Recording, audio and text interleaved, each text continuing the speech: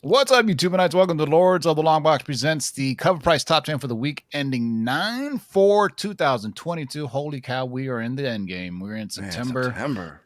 And it's been hot as balls. Speaking of hot lists, we got a hot one for you today, boys and girls. While you guys are congregating, let's get some 2 minutes to late night, little metal 90s EDM kind of thing. I freaking love it. What is love? Baby, don't hurt me. Don't hurt me no more.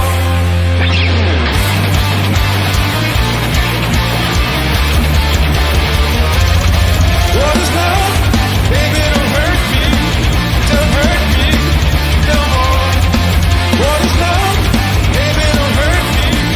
Don't hurt me no more. Whoa, whoa.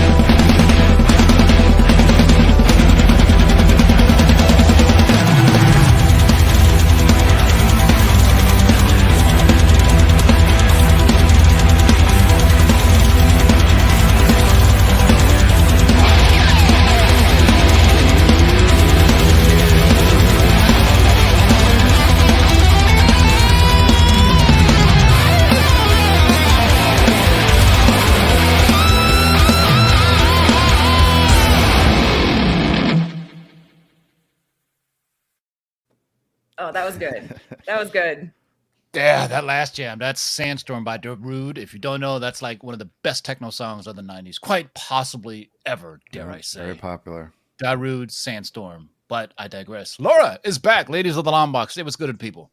Hi, guys. Yeah, I'm glad to be here. I was a little bit rushed at the last minute, but I'm always excited to be a part of it. That's it. You're Justin's replaced. You are now on our 6 o'clock show every Tuesday. It's official. You've been knighted. Well, I mean, we lead you. You got your show on at 6:30, so we won't keep you too long.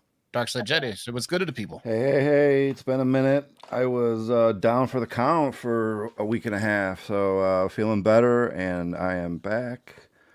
I know you all I felt like me. I was down. It was 105 degrees average here over the weekend. But a few thunderstorms here and there. Oh, cool by the way, a little bit. Oh God, I'm so over it. But I digress. Let's get this party started. Pumpkin spice lattes are coming. Oh, they're already here. Oh, are they? Trust Jesus. Me, my girlfriend is all about that. Okay, Christmas is soon. Then, annoying I guess. as shit, man. Shit. I so sponsored by our friends over at CovrPrice through price guides, collections, and trends. Check out our friends CovrPrice. You can sign up for the low price of a McRib. Which, Laura, if you ever see McRibs in our live chat, there's a method to the madness there. When the McRib, we use McRibs as currency on the show. So, I was wondering about that. Okay. Yeah, the show is also sponsored by our friends over at MySlabs. If you want to sell any high-end books over $60,000, hit up MySlabs. 0% seller fees on over $60,000 books. Not too shabby if you ask me. If you're tired of paying 10, 15, 20%, join at 1%. Revolutionis. So let's get things started, boys and girls. This is the Cover Price Top 10 selling books, hot trending books for the market ending September 4th, right around there. Let's get things started. Laura, you get the graces first. What do we got for the runner-up this week? All right, so runner-up at number 11, The Amazing Fantasy number 1000, J. Scott Campbell, Virgin, 1 in 100 ratio. This came out in 2022. The cover on this book is explosive. The dynamite artwork positions Spider-Man in an exhilarating plummet off some buildings. J. Scott Campbell delivers another winner as we celebrate Spider-Man's 1000th issue of Amazing Fantasy. On top of the great artwork, this book reintroduces the Witch Queen, debuts a new villain Conspiridon, and also a new hero, Nailed it. Rhino. Not that one. The latter is a never before seen story about a hero created and written by the late Mike Pasculo. We tracked 11 copies sold at a 7-day trend of 97%, with a high sale of 110 for a raw copy. However, the current fair market value has since settled at $77.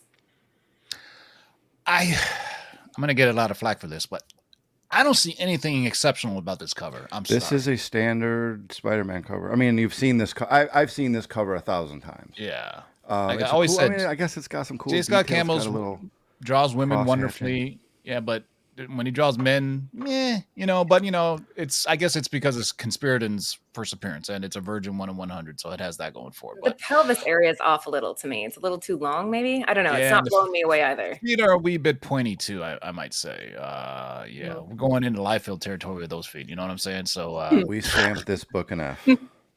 but hey, it's not for the cover. It's a 1 in 100 and it's a first appearance. So there you go. Conspiridon coming in, runner up. Let's get right to it. What do we got for the top 10, Ryan? Top number 1. Oh yes, this is Batman 609.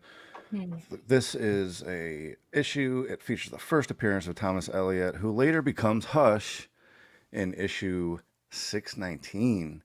The Batman director, Matt Reeves, who recently signed a new contract with Warner Brothers, has spoken on the record about wanting to introduce Hush into his Batman universe, while also adding a Hush Easter egg in the media campaign for the Batman. Between the Joker, the Court of Owls, and now Hush, not all can be in the next film, or can they? Regardless, Thomas's first appearance is in this issue, and it's trending with 17 copies sold. It had a 7-day uptick of 88%, and it had a high sale of $195 for a CGC 9.8, and you can get fair market values still around near mint, $38. That's a fire cover too. I love this cover. Yeah. I love this story. This is one of the best Batman stories. Yeah, I haven't read the Hush storyline, and I don't like Batman at all. So shoot me. Anyway, number 10 on the list is Batman number 609 from 2002. Man, DC is such a. The only thing I know for sure about DC is we have Black Adam and Shazam coming, and probably Batman 2. You know what? Hey, F the Justice League. Let's get the Justice Society going. Come on. Let's get that going, please. Shout it out to the hilltops. Yeah. JSA. I would love to see the Spectre just pop on screen too. That would be dope. But anyway, number 10 on the list, Batman number 609 from 2002. What do we got for number 9, Laura? All right, number 9, we got Power Rangers Unlimited, the Whoa. Death Ranger number 1, the Derek Chew Virgin 1 in 25. This also came out in 2022. The Power Rangers are iconic, having spanned decades with a particular emphasis on fantastic covers as of late. Fans have been grabbing up any new first appearances in the ever-expanding Ranger world, like in this book, with the full introduction of the Death Ranger. Dark, we know, but dang, it is sweet. There are a lot of backstories to dig into when it comes to the Death Ranger, and the being behind the mask Spark or former Omega Rangers, so we encourage you to dig a little deeper. It's worth it. The community seems to agree with that sentiment, as we tracked 11 copies sold at a 7-day trend of 156%, with a high sale of $85 for a raw copy and a near mint fair market value of $52.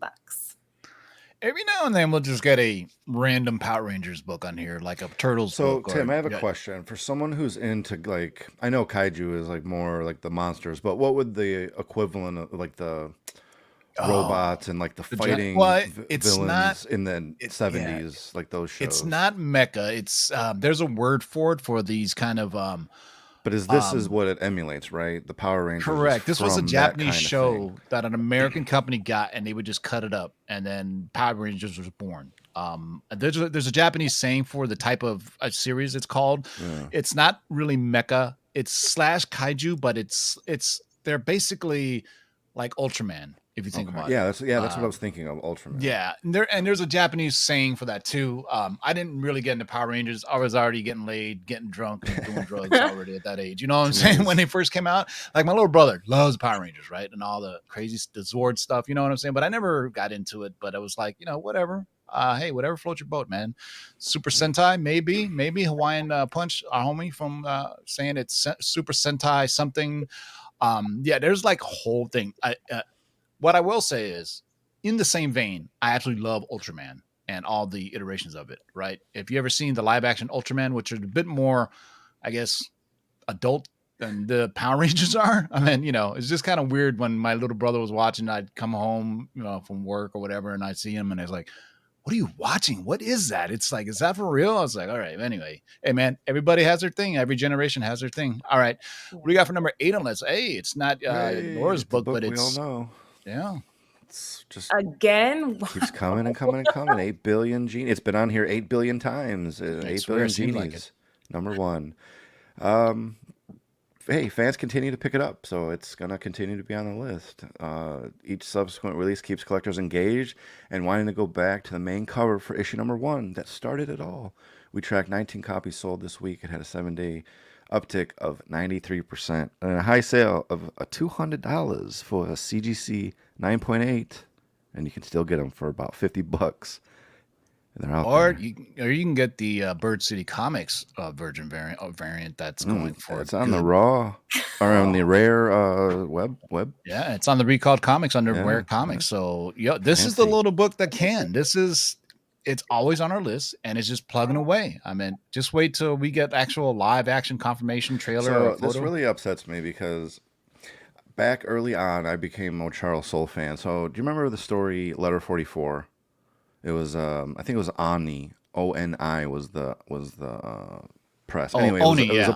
it was about Oni Press, yeah. It was a story about the incoming president, and he got a letter from the outgoing president saying that there was an alien invasion coming, and they had to send. There was a group of space. I don't know what you call them. I guess astronauts, whatever, out there going towards it to see what was going on beyond some asteroid belt. Anyway, it was a phenomenal story.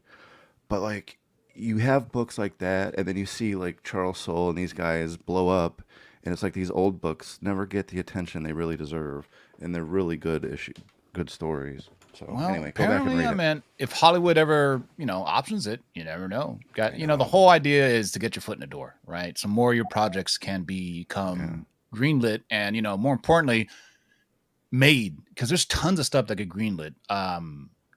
Remember God Country? Yes, that was greenlit I do. 2-3 years ago, and I don't even think there's a script done yet. Or maybe, I don't know. It was during the pandemic. It's all such a blur now, but I refuse to say his name because then I'd have to do the graphic. But 8 Billion Genies, number 1, showing up at number 8. What do you got for number 7? All right, number 7, we have Web of Spider-Man number 118, the direct edition from 1994. Hasbro may be in trouble. With a recently leaked image on the back of a game of Trouble, fans got treated to a surprising image of Scarlet Spider, also known as Ben Reilly. With this leak, Scarlet's first appearance in this issue has flown off the aftermarket shelves.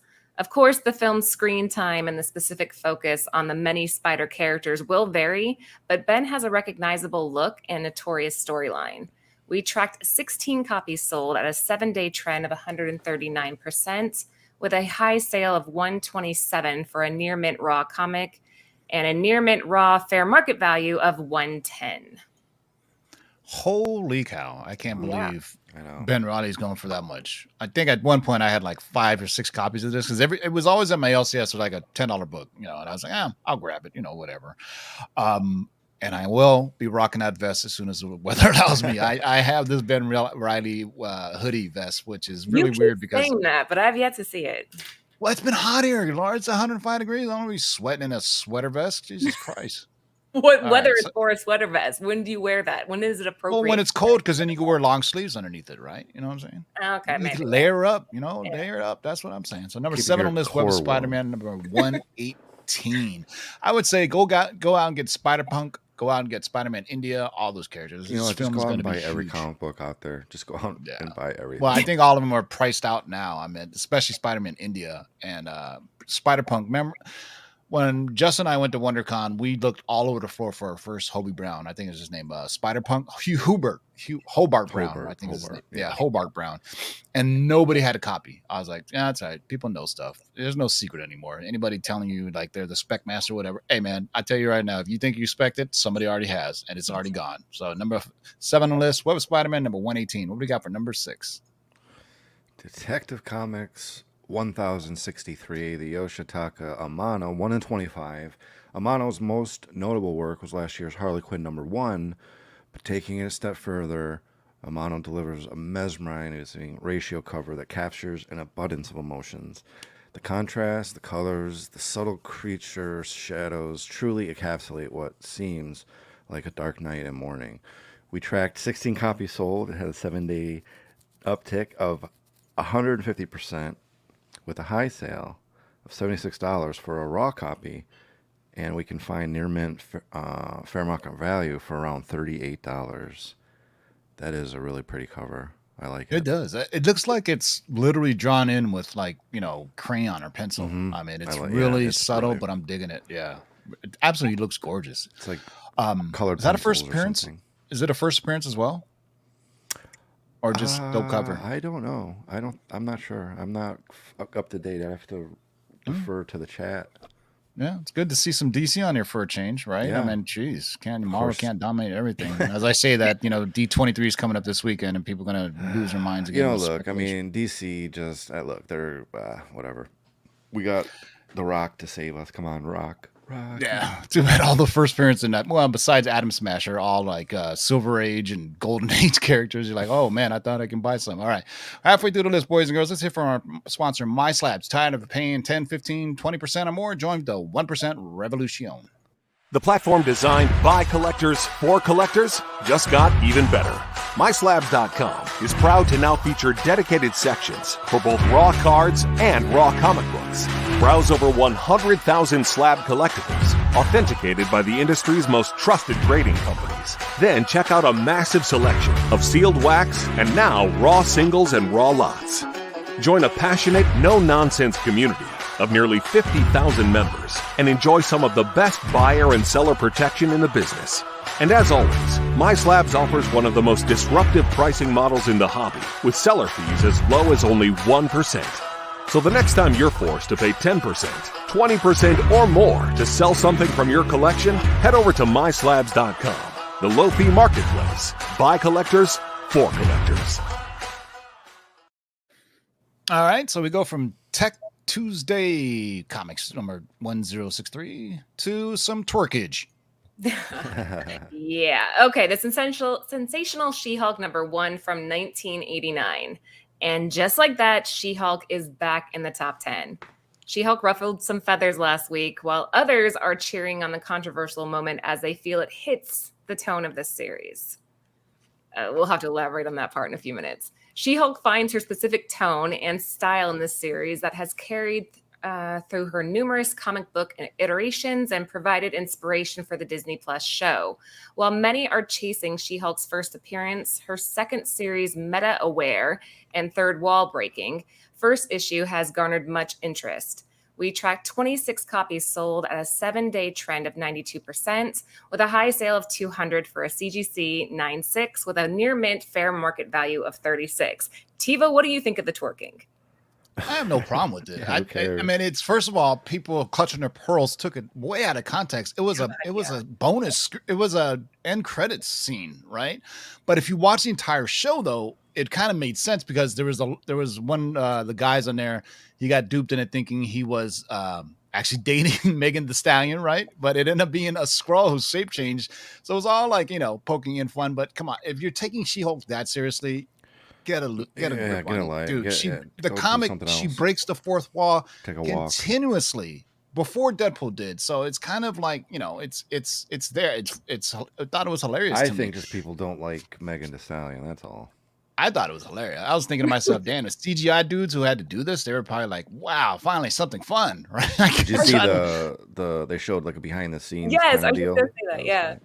it's hilarious to watch the behind the scenes part. But there you go.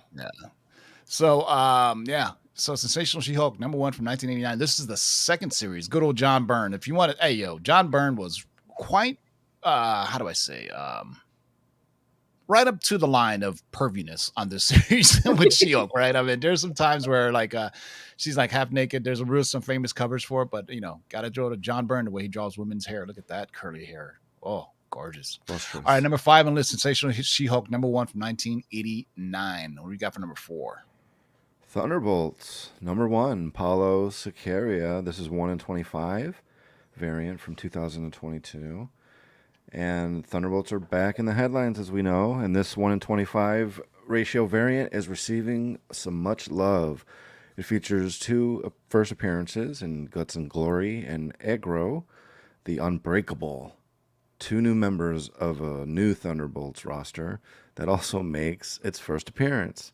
Coupled with recent reports, Florence Pugh will lead the Thunderbolts as Yelena Bova. Hell yes. And the Thunderbolts title has a lot of momentum behind it.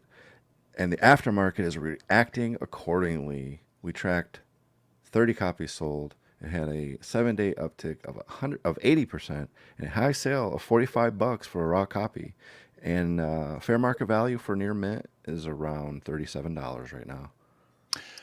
If you read the tea leaves and you know a Thunderbolt show is coming or series, I forgot if it's for the big screen or Disney. I think it's Disney Plus. But if you read the tea leaves and you kind of know who's going to be in the team, like I can tell you, it's probably going to be White Widow, USA Agent, Baron Zemo, maybe some other new characters. But I think we've seen half the team already. I think methinks. But it's going to come soon. Right. That's logical. Yeah. So I mean, definitely USA Agent, definitely Baron Zemo, definitely White Widow. Maybe doing some new characters. I don't know. We're gonna find out hopefully this weekend for D23 day. Don't expect much on D23 day, but the D23 presentation on Saturday when they do the Marvel panel, it's gonna be lit. People going crazy, and I'm gonna go live because I have the house to myself. I'm going to go live. Any of you guys are welcome to join me, Laura, Darkside Jedi. We'll do it like we did. San Diego Comic-Con went live? What was funny is because I said, hey, San Diego Comic-Con, Hall H live reaction, and I had like 300 people in the live chat. Half the people there weren't even like Lords members, and they were like, I didn't know, is it streaming here? I was like, no, it doesn't stream here. I'm sorry, but we're going to do our best to tell you what's going on. So we're actually able to play some trailers too. So hopefully, I don't know how much of D23 is streaming nowadays, but there is a D23 type Hall H panel that people have to spend the night in line to get to. So the one thing that Marvel does well is they reward the fans that stand in line overnight, like Hall H and all these other lines for like Star Wars Celebration. And there's footage from Star Wars Celebration that still hasn't come online yet. So that's good that they reward the fans that are diehard and they spend the night, or sometimes Hall H is 2 days in a row sleeping outside just to get into Hall H. So, man, that's dedication. So I'm gonna go live this weekend, Saturday. Mark your calendars. I don't care. I'm gonna get loose with it. I don't care anymore. All right, what do you got for number 3? All right, number 3, we have Trespasser number 1 from Alterna Comics. This came out in 2017. All it takes is an option book, and the market will demand to have it part of their collection. That is the case with this book. Endeavor Content and Jason Fuchs have acquired the rights to Trespasser and aim to produce a thriller film. The story is set in a post-apocalyptic world where a farmer and his daughter receive a visit from an individual outside of this world. We tracked 10 copies sold at a 7-day trend of 276%, with a high sale of 150 for a near mint raw copy and a current raw near mint fair market value of $89. All right, just your average story of a farmer getting visited by an alien, right? I mean, I dig it. I was talking about this last week. We saw this. It says 1 in a 4-issue limited series at the very top. Marvel doesn't even do that anymore, but Marvel is the one that started it, I believe, back in the Copper Age with their miniseries. I'm trying to remember if Contest of Champions did or not. 1 out of 3 in a miniseries. But if you think about Hercules and Hawkeye and all those series, Vision, the ones that Vision suck that say 1 in 4, and then there was a 5th issue. Those are the Punisher. ones that really get you. Punisher is famously known. It started off as a 1 in 4 miniseries, and it ended up with 5 issues. So there you go. All right, number 3 on the list is Trespasser number 1. What do we got for number 2? Here we go. Dark Horse presents number 36 from back in good old 1990. Reports surfaced earlier this year of an Alien movie being released by Hulu. Many wrote off the news as a sad end to the franchise, that is, until they saw Prey. Fans were blown away. With potentially leaked Aliens concept art floating around the internet, now they are even more so. Naturally, Alien and Predator are meant to meet with their first battle featured in this book. Fans think that Battle may be the natural conclusion for a Hulu trilogy, but until further notice, it's only speculation. We tracked 18 copies sold. It had a 7-day trend of 154%, and it had a high sale of $76 for a raw copy. And if you're interested in a very fine raw fair market value, it's about $11. Good luck. Yeah, I don't Yeah. think you're gonna find those days of In the finding this raw, in the in the wild wild? are gone. Yeah, I just watched the original Predator film like over the weekend. I told you it was hot as balls. I'm not leaving my fucking house. I'm setting my AC at 76. I'm using up the power grid. I don't give a fuck anymore. I'm tired of this heat. And I watched Predator. It came on, right? And then I'm stupid though. Here's how I'm stupid. It came on FX, right? You know, FX has great movie marathon. I'm so stupid. I could have just went on like Hulu and watched it without commercials, or at least someone living. So I just sat there and I just went through the abuse of getting every 10 minutes getting commercials. And I said, fuck it, I'll record it so I can forward to it later. And then I was like, but it was great seeing it. That movie still shows great with Arnold and the team and going through everything. And then I do believe the Easter egg in the original Predator and the Prey series is the little amulet or the little thing that the Native American dude was wearing, right? Do you remember that? I saw this recently and I don't remember a whole lot. I was scared. I remember somebody was talking about that's the one thing that the girl in Prey had that the guy in the Predator film had. Somebody in the live chat helped me out here. It's so he the guy in the Predator, the original Predator film, he's like this kind of Pathfinder type, Native American kind of. He's gonna get the scent down. He senses all kinds of weird shit, and he clutches onto this thing on his chest. It's like this pouch of herbs or secret spices that they use to make Kentucky Fried Chicken. I don't know. Fuck. I'm just saying. But I think that's the court that what connected the girl in Prey to her would be her descendant is that cat. So that's cool, man. So number 2 on the list, Dark Horse presents number 36 from 1990. Wow. Good luck finding that. I don't think there's us out there anywhere in the wild. Prove me wrong, King of the Golden State. Anyway, all right. So too bad Justin isn't here because his book is on here.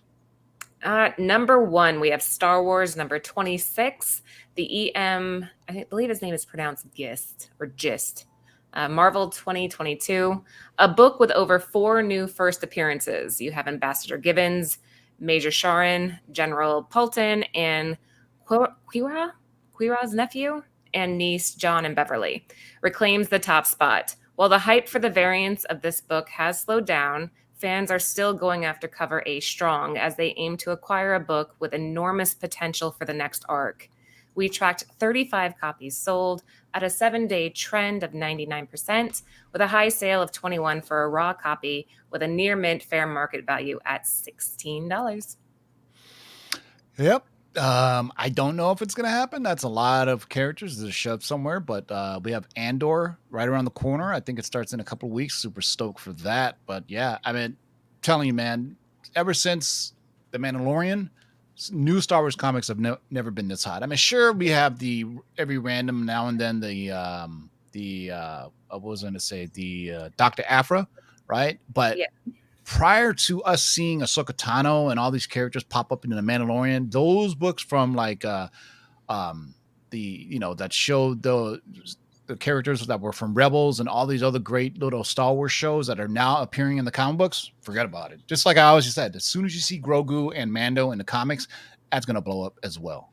It's just the nature of the beast. Read the Sarlacc tea leaves, right, Ryan? Sure, that's right. Read the tea leaves.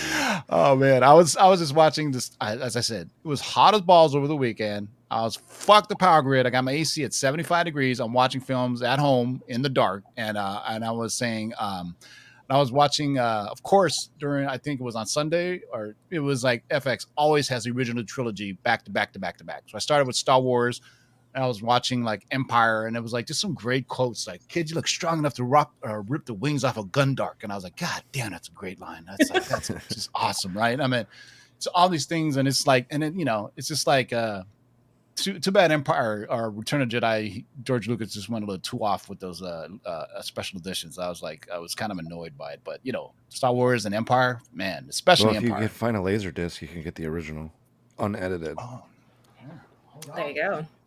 You just got to find a player for it. This is my part of my VHS collection. Where is it? Yes. Watch that on a 4x11. This is probably my favorite of all time. Look at that. I just get you going here, Laura. But what look does at that say? art. One of my favorite films of all time, dog. Oh, Excalibur. Yes. Oh, that look at that. is- A dream to some, a nightmare to others. I love. I gotta this. watch Look that. at I gotta give that another How watch. dope It's been that years. cover is. Yeah. You have a VCR for these? Fuck no. I used to though.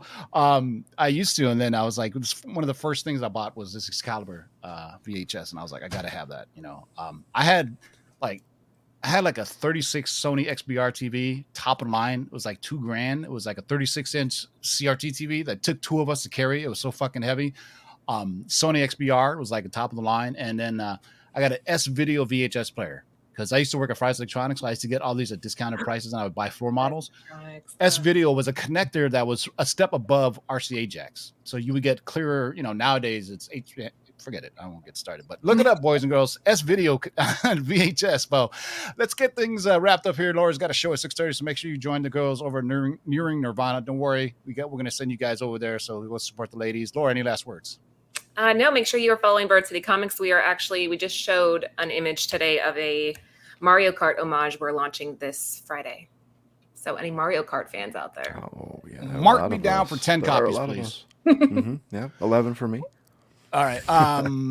Thanks, Laura. We will see you. Send all the folks over to you in about a minute here after we sign off. Thank you for coming on again, and Laura. Go check out the girls at Nearing Nirvana. They're doing Warlock tonight. Is that right? That's right. Nice. Warlock. I just All right, found a bunch thank of you. Warlock books in my stack I was looking at that I need to send to CGC. So Ooh, Famous watch last the words show. of Ryan. When's the last CGC submission you did?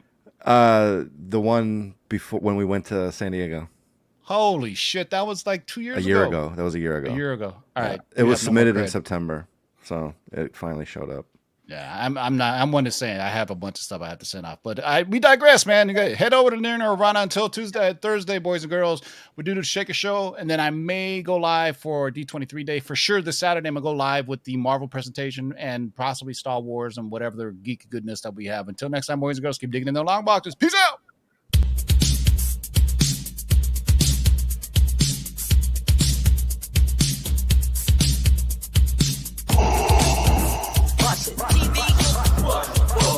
Shake and bake and pull it back. Oh my god. Come on and get some, boys.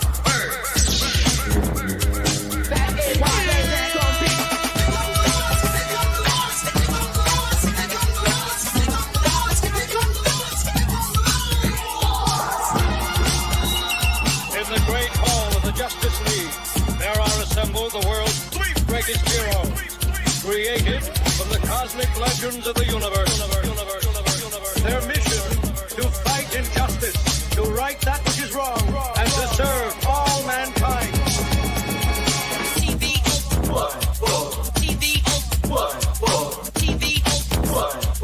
Now that's a name I've not heard.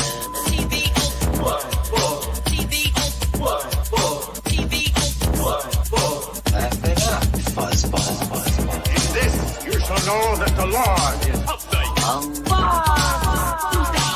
Shake and bake and pull it back. In this, you shall know that the Lord is upright. In this, you shall know that the Lord is upright. Go on and get some, boys. Heck, here's the deal. I'm the best there is. In this, you shall know that the Lord is upright. What's in the box?